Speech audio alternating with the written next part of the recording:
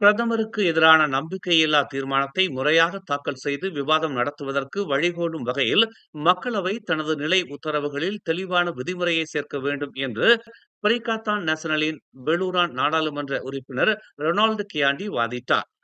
இதுபோன்ற மசோதாக்களை தாக்கல் செய்ய 15 மற்றும் 27வது நிலை உத்தரவுகள் தடையாக இருக்கின்றன. அரசாங்க பணிகளுக்கே அவை முன்னுரிமை அளிப்பதாக உள்ளன. அது தவிர அந்த விவகாரம் மீது முடிவெடுக்கும் அதிகாரம் சபாநாயகரின் கைகளில்தான் உள்ளது என்று ரொனால்டு கியாண்டி வாதிட்டார். பிரிட்டன், நியூசிலாந்து ஆகிய நாடுகளில் மட்டுமல்லாது இந்தியாவின் லோக்சபாவில் கூட நம்பிக்கை தீர்மானத்திற்கு திட்டவட்டமான ஒரு விதிமுறை உள்ளது.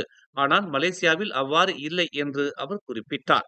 நம்பிக்கையில்லா தீர்மானம் மீது நடத்தப்படும் எந்த ஒரு வாக்கெடுப்பும் ரகசியமாக நடத்தப்பட வேண்டும். அப்போதுதான் நாடாளுமன்ற உறுப்பினர்கள் சுதந்திரமாக வாக்களிக்க முடியும் என்று அவர் சுட்டிக்காட்டினார்.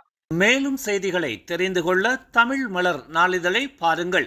உடனுக்குடன் செய்திகளை தெரிந்து கொள்ள தமிழ் மலர் இணையதளம், தமிழ் மலர் செயலி மற்றும் மலர் டிவி யூடியூப் சேனலை வலம் வாருங்கள். எங்களோடு இணைந்திருக்க மலர் டிவியை பதிவு செய்து கொள்ளுங்கள். உறவுகள் மகிழ்ந்திட விருப்பம் மற்றும் பகிர்வு சேவையை சொடுக்கிடுங்கள்.